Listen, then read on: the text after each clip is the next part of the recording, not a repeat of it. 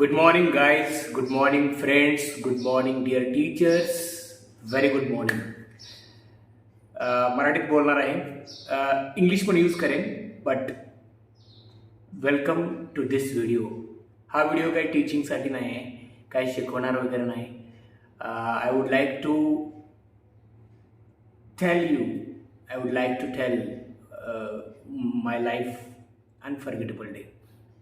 I qualified MS SET examination.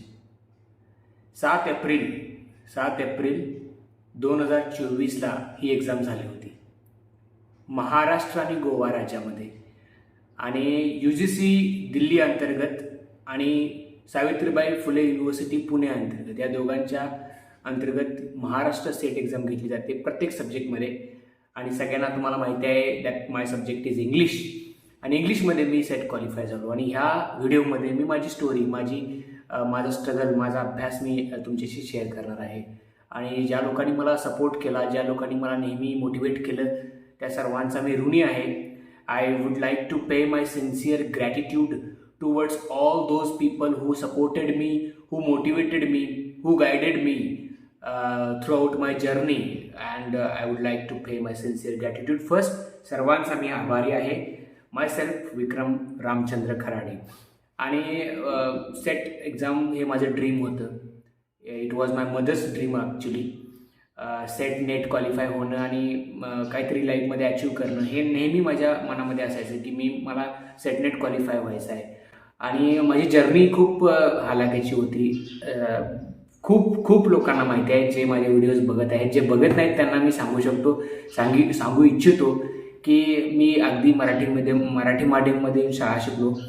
जिल्हा परिषद शाळामध्ये कासारी या गावात मी शाळा शिकलो. आणि इंग्रजीचा काहीसुद्धा अनुभव नव्हता. इंग्रजी काही शिकवलं नव्हतं. आय थिंक मला वाटते 5वी 6वीमध्ये ए फॉर ॲपल अल्फाबेट सुरू झाले होते. आणि 7वी 8वीपर्यंत येऊपर्यंत आम्हाला इंग्लिश वाचायला पण येत नव्हतं.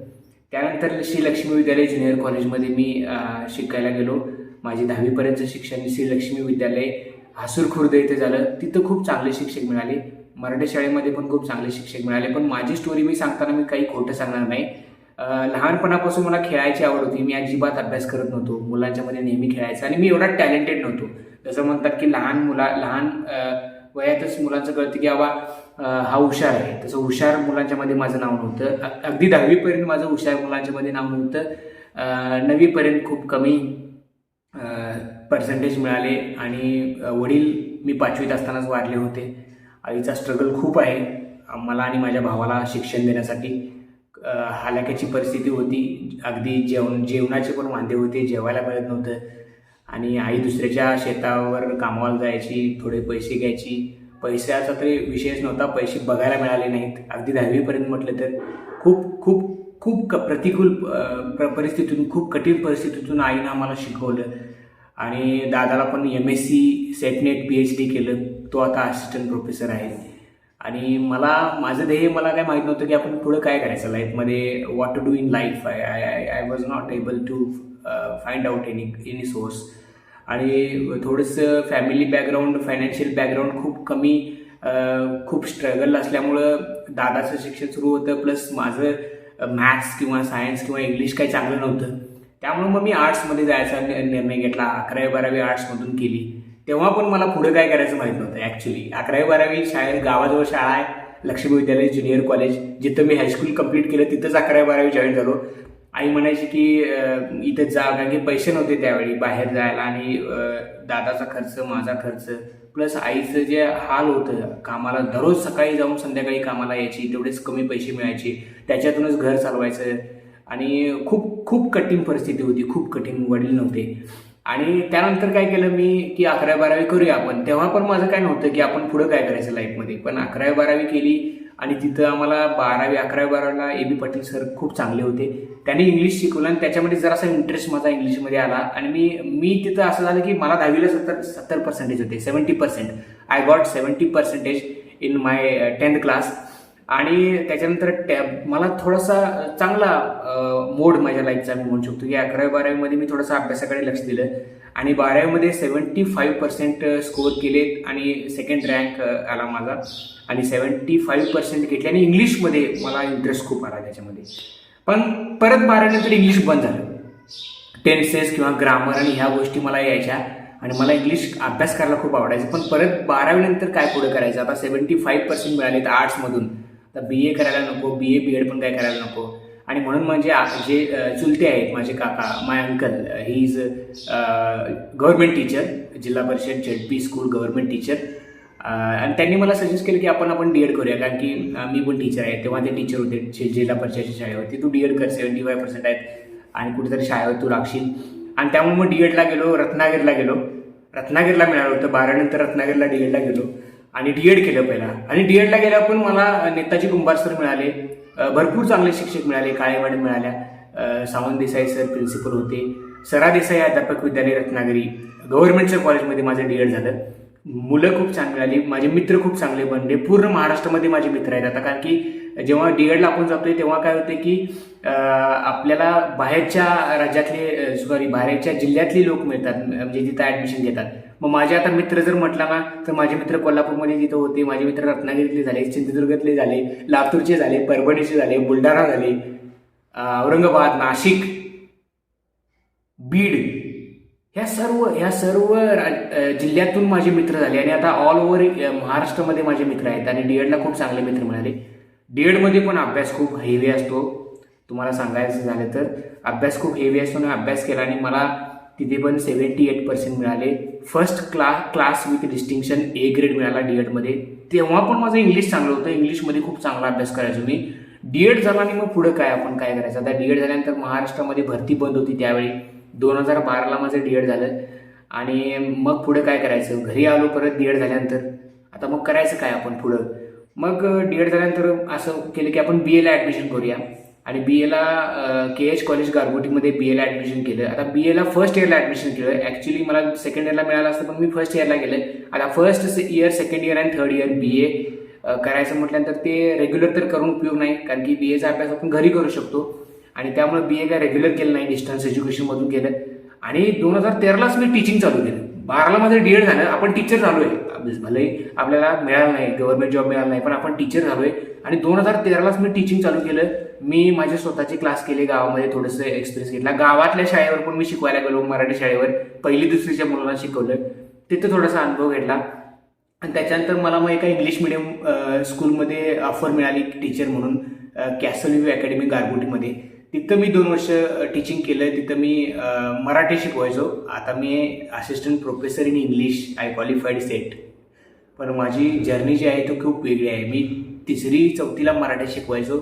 इंग्लिश ग्रामर मात्र मी त्यावेळी घेतलं होतं आणि इंग्लिश ग्रामर घेतलं. तिथं थोडासा अनुभव घेतला टीचिंगचा. 2-3 वर्ष तिथं काम केलं कॅसल व्ह्यू अकॅडमी गारगोटीमध्ये. आणि त्या कामासोबत, त्या पेमेंटमधूनच मग मी BAचं काम केलं. म्हणजे BA माझं कंप्लीट झालं आणि माझं टीचिंग सुरूच होतं.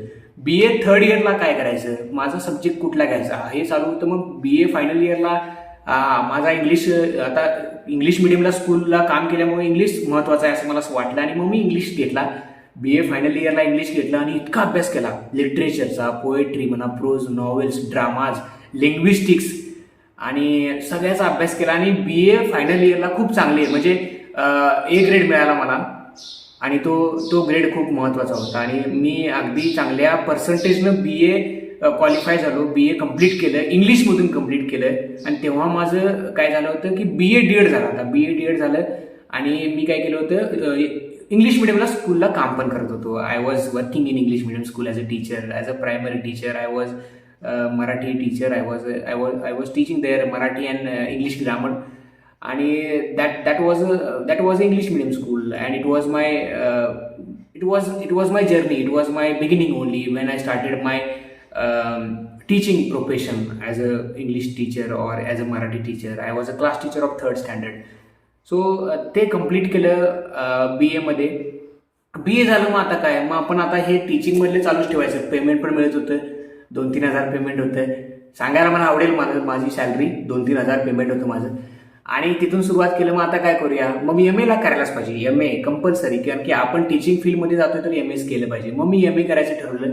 आणि MA ला माझा फायनल इयरला इंग्लिश असल्यामुळे MA इंग्लिश शिवाजी युनिव्हर्सिटीमधून इंग्लिशला ॲडमिशन घेतलं.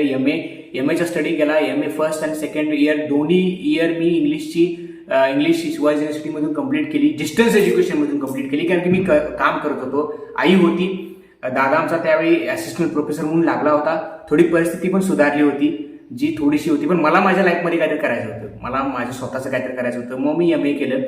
MA शिवाजी युनिव्हर्सिटीतून इंग्लिशमधून केलं. I completed my MA master in arts in English subject from Shivaji university Kolhapur.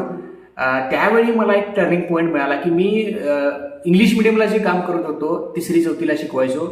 माझ्या टीचिंगमध्ये आता मी म्हणतोय, मी माझ्या मुलांना पण मी नेहमी सांगतोय, teaching is in my blood. Teaching is in my blood. It is flowing in my veins.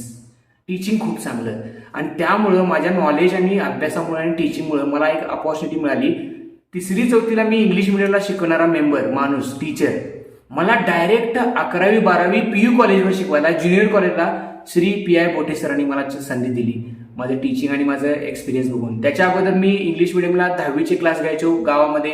माझा मित्र सचिन माळे आणि मी दोघं 10वीचा क्लास घ्यायचो. त्यामुळे माझं ग्रामर एकदम परफेक्ट झालं होतं, आणि ग्रामर आणि रायटिंग स्किल परफेक्ट झाल्यामुळे मला 11वी-12वी ज्युनियर कॉलेजवरती बोटे सरांनी ऑफर दिली. पेमेंट पण चांगलं दिलं कम्पेअर केलं तर इंग्लिश मिडियमचं तिथलं. आणि मी बोटे ज्युनियर कॉलेजमध्ये टीचर म्हणून लागलो. कॉलेजवरती शिकवायला भारी मिळालं. तिथं इतका अनुभव मिळाला. मोठ्या मुलांना शिकवल्यामुळे मला ग्रामरमध्ये डीप, आणि प्लस मला जेटाचा मेंबर झालो, junior college English teacher association Kolhapur, आणि चांगल्या चांगल्या शिक्षकांच्या मध्ये मला जायला मिळालं, त्यांच्याकडून शिकायला मिळालं, आणि माझं ग्रामर रायटिंग स्किल लँग्वेज खूप इम्प्रूव्ह झाली. माझं MA कम्प्लीट झालं आणि मी कॉलेजवरती लागलो. हे खूप महत्त्वाचं होतं. कॉलेजवरती मला खूप चांगला अनुभव मिळाला. मग आता MA झालंय, DED झालं, पुढं काय? तोपर्यंत सगळ्यात important as you know corona आला, आणि कोरोनामध्ये मग 1 वर्ष तर असंच गेलं. काही जॉब नाही, कॉलेजेस बंद, सगळंच बंद झालं, पेमेंट बंद झालं. मग आपण आता तुम्हाला मी म्हटलं की teaching is in my blood, it is flowing in my veins. आणि म्हणून मग मी काय केलं, आपण ऑनलाईन क्लास घ्यायचे. एकतर पैसे पाहिजेत, फॅमिली होती, माझं लहान बाळ होतं, माझी बायको होती, आई वारली मध्येच. बोटे ज्युनियर कॉलेजमध्ये अभ्यास करतानाच, शिकवतानाच मी सेटनेटचा अभ्यास तेव्हा सुरू केला होता जेव्हा माझं MA सुरू झालं. सेटनेटचा अभ्यास सुरू करताना काम करून मी अभ्यास करायचो, काम करून सगळं सुरू होतं, पण आईला आमच्यामध्येच कॅन्सर झाला. आईने एवढं स्ट्रगल केलं लाईफमध्ये. वडील वारले खूप लहान असतानाच, पण आईला एवढा स्ट्रगल केला, आणि आईचं आता चांगलं झालं होतं. म्हणजे मी पण सेटनेटचा अभ्यास करत होतो, MA झालं होतं, कॉलेजमध्ये टीच करत होतो, माझं लग्न झालं होतं, दादा पण मोठ्या सिनियर कॉलेजवरती प्राध्यापक झाला होता. आणि मध्येच देवानं काय केलं, आता देवाला मी काय, he always blesses, God blesses everyone, but I don't know what happen in my mother's life. आईच्या लाईफमध्ये असं का झालं माहीत नाही. काही वेळा चांगल्या लोकांच्या बाबतीत असं होऊ नये मी नेहमी म्हणतोय, पण आईला कॅन्सर झाला, आणि आई 1 वर्ष ट्रीटमेंटमध्ये होती कोल्हापूरमध्ये. दादा मी दोघांनी ट्रीटमेंट केली, खूप सेवा केली, आणि आईला वाचवण्यासाठी मी इतके प्रयत्न केले. आम्ही पैसे घातले, देवाला प्रार्थना केली की आई वाचावी. बाबा आईचं हे हाल बघवत नाही आपण. आईने एवढं आम्हाला कष्टाने शिकवलं, आणि आम्हाला तिला काय तर द्यायचं होतं. दादा लागला होता चांगल्या जॉबला, माझं पण चांगलं चालू होतं, माझं लग्न झालं होतं, दोघांना मुलं झाली होती, आणि आता कुठं तर दिवस चांगले आले होते. आईला काहीतरी देऊया आपण, आणि आईला थोडंसं आपण सुख देऊया असं वाटत होतं. तेवढ्यात आईला असं झालं, आणि माहिती आहे तुम्हाला कॅन्सरमधून काय होत नाही. ती आजारी पडली आणि ती वारली. त्याच्यातून आम्ही खूप प्रयत्न केला, आणि तिचं जाणं लाईफमध्ये हे भरून निघणार नाही आहे, हे कधीच भरून निघणार नाही आहे, कारण की ती हवी होती. आत्ता पण हे माझं जे सक्सेस आहे ते बघायला ती हवी होती. माझं सक्सेस बघायला ती हवी होती असं मला नेहमी वाटतं. ना तर हे सेट क्वालिफाय की मी जे अचीव्ह केलं आहे, अजून पुढे जर्नी आहे माझी, ते अचिव्हमेंट आईनं बघायला पाहिजे होतं. आणि आज आई असती तर आईला मी सगळं सुख दिलं असतं. आई बघत असेल माझी, पण आईला मी सगळं सुख दिलं असतं. पण आई ह्याच्यामध्ये नाही आहे, पण आई नेहमी सोबत आहे, आईचा आशीर्वाद सोबत आहे. पण आई वारलीमध्ये, आणि MA मी करता करता सेटनेटचा अभ्यास करत होतो. कॉलेज कोरोना आला, कोरोनाच्या अगोदर आई वारली. कोरोनामध्ये मी ऑनलाईन क्लास चालू केले. मी 9वीचे क्लास घेतले ऑनलाईन, 10वीचे क्लास घेतले ऑनलाईन, प्लस स्पोकन इंग्लिशची बॅच घेतली ऑनलाईन, आणि त्याच्यामध्ये थोडेसे पैसे पण मिळाले, आणि माझ्या नॉलेजचा मुलांना फायदा आला. त्यावेळी ऑनलाईन प्लॅटफॉर्म नव्हता माझ्याकडे. ऑनलाईनमध्ये तुम्हाला सांगायचं झालं तर सोलापूरची मुलं होती, सांगोल्याची मुलं होती, कापशी खोऱ्यातली मुलं होती, आणि ऑनलाईन स्पोकन इंग्लिश कोर्सला माझ्याकडे पुण्यातली मुलं होती. भरपूर लांबनं बॅच माझ्या कंप्लीट केल्या मी. ऑनलाईन क्लासेसमधून घरातूनच मोबाईलवरून क्लास घेऊन मी पैसे कमवले, आणि थोडासा घराचा जो आपला संसार आहे, बायको होती, लहान मुलं होतं त्यांना पैसे, कारण की आपण प्रायव्हेटमध्ये काम करतो म्हटल्यानं कोरोनामुळे पैसे बंद झाले, पेमेंट बंद झालं. मग घ्यायचं काय, तर ऑनलाईनमधून घेऊन मी पैसे थोडेसे घेऊन मुलांच्याकडून पैसे घेऊन जे क्लास घातले त्याच्यातून मी माझा संसार चालवला. आणि कोरोना संपत आला आणि आय थिंक नोव्हेंबर महिना असेल आणि नोव्हेंबरमध्ये जवळजवळ कोरोना संपला होता. आणि माझे रिझ्यूम मी पाठवले होते, माझं MA DED होतं, इंग्लिश एक्सपिरियन्स चांगला होता. आणि मग कुठेतरी त्या रिझ्यूममध्ये मला एक कॉल आला की कर्नाटकमधून मुधोळ, बागलकोट जिल्ह्यातून मुधोळ इथून एक कॉल आला की तुमचा रिझ्यूम चांगला आहे आणि तुम्ही डेमोला या, इंटरव्ह्यूला या.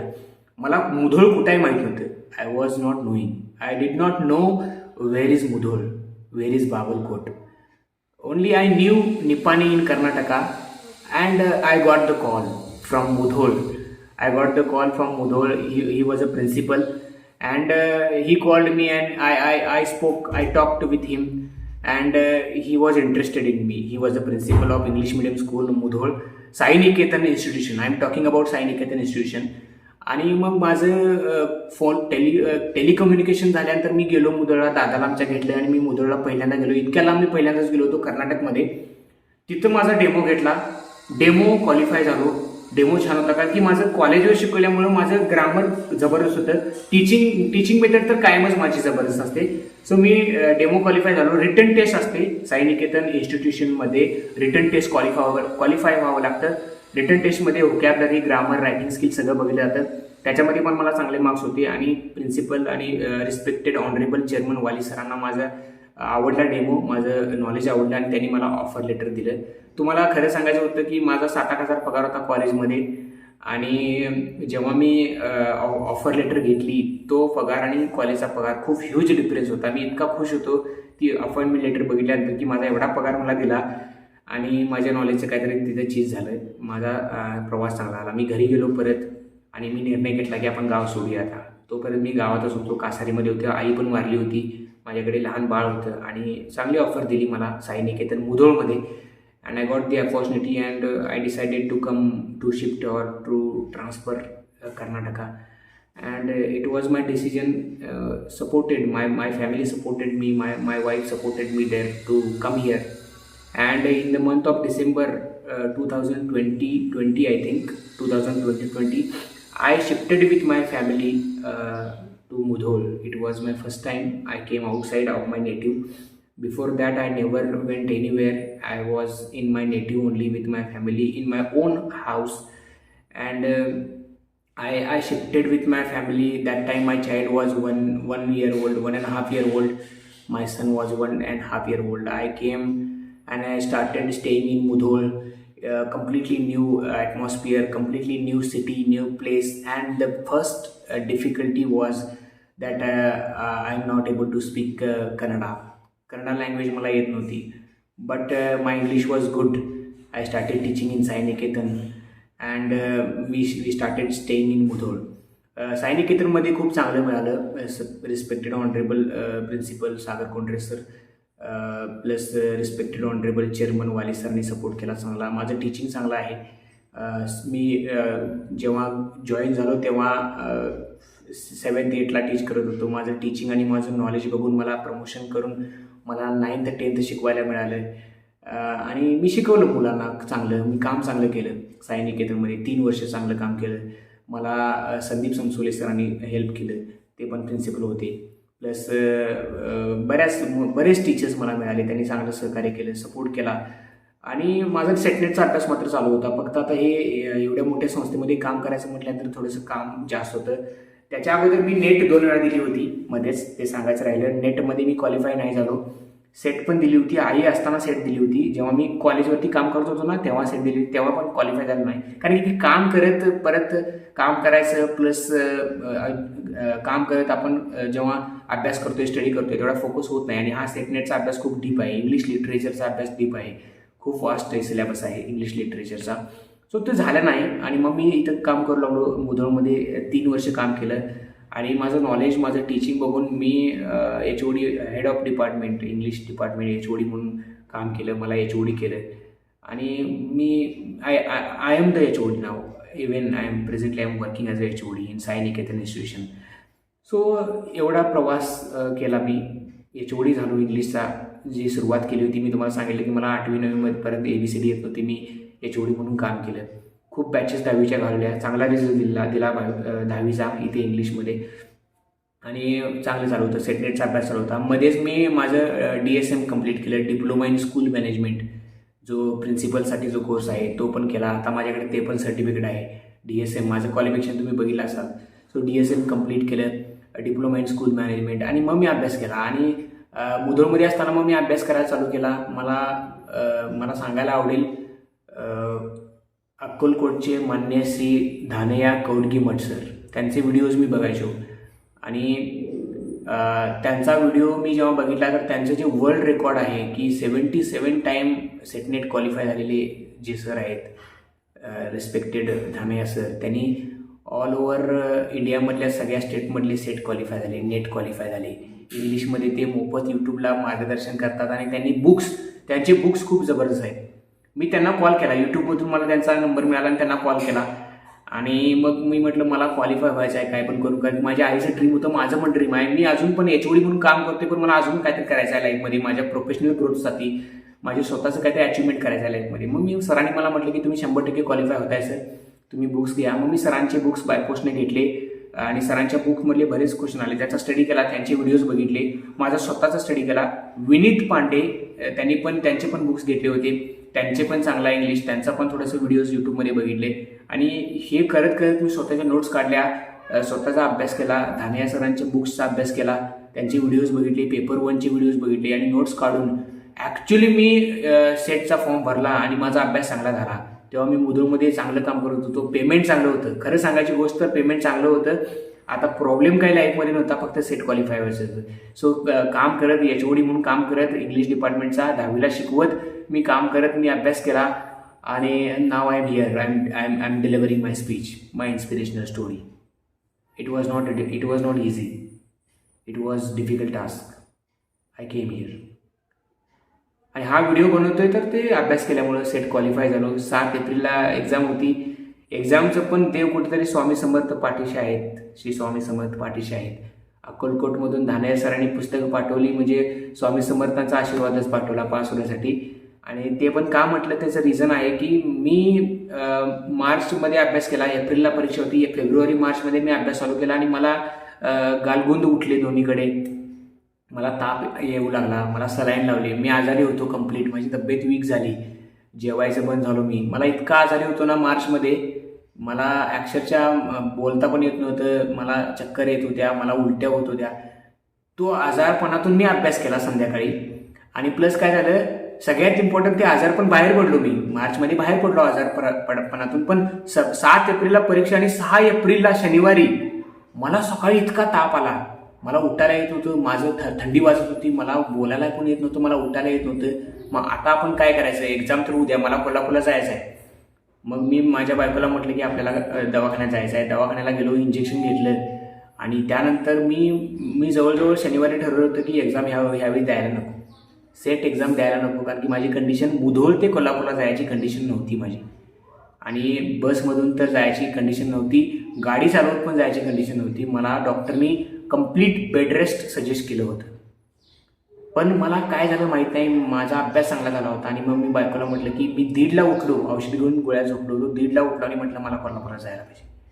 मी औषध गोळ्या घेऊन, ताप घेऊन मी मुधोळ ते मुरगुड, निप्पाणीपासून मुरगुड जवळ आहे, तिथंपर्यंत मी बसने गेलो ताप घेऊन. मुरगुडमध्ये आमच्या चुलत्यांच्या घरी राहिलो आणि मला सकाळी 7 एप्रिलला सकाळी चुलत्यांनी मला गाडीवरून नेलं कोल्हापूरला. ताप तर एवढा होता, त्यांच्या 2 व्हीलरवरून मुरगुड ते कोल्हापूर लांब आहे, गाडीवरून नेलं, सेंटरला गेलो. तापात मी पेपर लिहिला, सेटचा paper 1, paper 2 I gave when I was not feeling well. I was completely sick there. I had a fever, I had a cold, I had a weakness, and in that I studied. I went to Kolhapur and I gave my paper, MS set. Paper खूप चांगला झाला. Paper झाल्यानंतर मी 4 महिने वाट बघत होतो एक रिझल्टची, cut off बघायचा, कट ऑफ इंग्लिशचा कट ऑफ किती लागेल, रिझल्ट कधी लागेल. एवढे व्हिडिओज बघितले यूट्यूबवरती की कट ऑफचं टेन्शन होतं जरा, कारण की कट ऑफ हाय लागण्याचे चान्सेस होते. पेपर डिफिकल्ट होता इंग्लिशचा, त्यामुळे कट ऑफ कमी लागेल असे सगळे म्हणत होते, यूट्यूब एक्सपर्ट्स म्हणत होते. पण मला टेन्शन होतं की ह्यावेळी मला क्वालिफाय व्हायचं होतं आणि ॲक्च्युली मी क्वालिफाईड झालो 5 ऑगस्ट 2024 संध्याकाळी 5:30 वाजता जेव्हा रिझल्ट बघितला. Congratulations, you have qualified MS SET English MS SET examination held on 7th April 2024. Qualified English. Cut off high लागला आहे. ह्याच वर्षी पहिल्यांदा MS सेट इंग्लिशचा कट ऑफ हाय लागला आहे इन द हिस्ट्री. आणि एवढा कट ऑफ हाय लागून पण माझा स्कोअर कट ऑफच्या वरती आहे आणि मी क्वालिफाय झालो. So it was my journey. I wanted to share my journey. I wanted to share my inspirational story, and I always believe that if you struggle in your life, if there is struggle in your life, you can achieve anything. If there is no struggle, you can't achieve anything. So my complete life went in struggle. My childhood went in struggle. My school days went in struggle. College and my master degree went in struggle. There was no money, poverty, financial problems. My mother passed away. She is not there now, but she is there always with me. I would like to suggest all those aspirants who are preparing for SETNET, you have to study well. When you decide, when there is a willpower, complete willpower, you can achieve anything in your life. Anything in your life you can achieve. So that is my story. Thank you very much for all those who supported me, guided me, and those who always stand with me. He is my son, disturbing here now. So thank you everyone. आणि याच्यानंतर मी एक छोटासा video add करतोय. धानया कौडगीमठ सरांनी मला माझ्याबद्दल जे काही शब्द बोलले त्यांच्या यूट्यूब चॅनलसाठी जे अपलोड केलं ते यूट्यूब त्यांनी माझ्याबद्दलची माझी जर्नी त्यांनी एक्सप्लेन केली. तो व्हिडिओ मी इथे ॲड करतोय. एवढ्या मोठ्या माणसानं माझं नाव रेफर करणं, माझं नाव घेणं त्यांच्या व्हिडिओमध्ये आणि माझ्याबद्दल 10 मिनटं बोलणं माझ्यासाठी खूप कौतुकास्पद आहे. Thank you sir very much. तो व्हिडिओ मी इथं ॲड करतो आहे माझ्या व्हिडिओमध्ये. आणि thank you everyone. Thank you very much. Thank you. Sir Vikram Kharade sir, त्यांचं एकदा तुम्ही DP पाहिलं ना, डोळ्यातून पाणी येतं. काय त्यांचं आई वडील किती गरीब आणि त्या आई वडिलांचा फोटो त्यांनी त्यांच्या DPवर ठेवलेला आहे. सर माझे आई वडील माझे प्रेरणा स्रोत आहेत. मी कोल्हापूरचे आहेत, परंतु मला इथे संधी मिळत नाही. म्हणून मी आज कर्नाटकामध्ये आलो. कर्नाटकात बागलकोट म्हणून एक जिल्हा आहे, तिथं मुधोळ म्हणून एक तालुका, तिथं एका इंग्रजी शाळेत ते शिकवतात.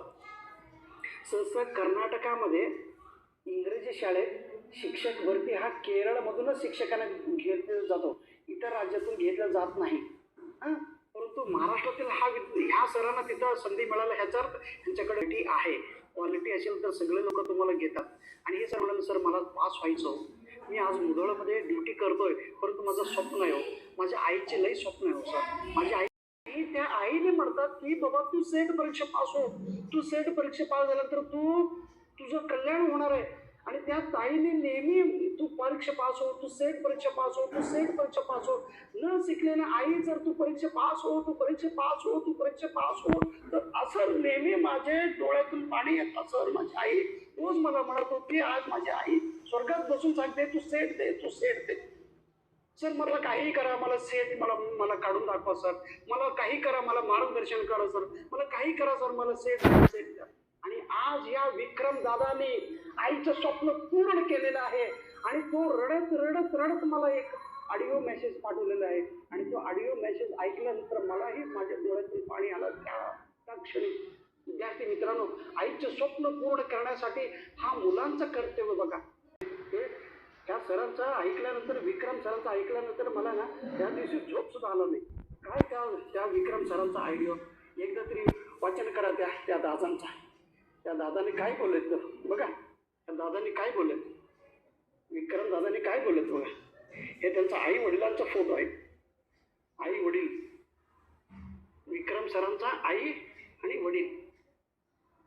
विक्रम सरांचा आई शिकलेले नसताना सुद्धा आई सेट परीक्षा पास हो म्हणत. मी तुम्हाला फोन ट्राय करून सर मी क्वालिफाय झालो इंग्लिश सेट, महाराष्ट्र सेट मी क्वालिफाय झालो सर, फक्त तुमच्यामुळे sir, because of only you. आमचे विक्रम सर. विक्रम, तुम्ही विक्रमच करून टाकला. Very good.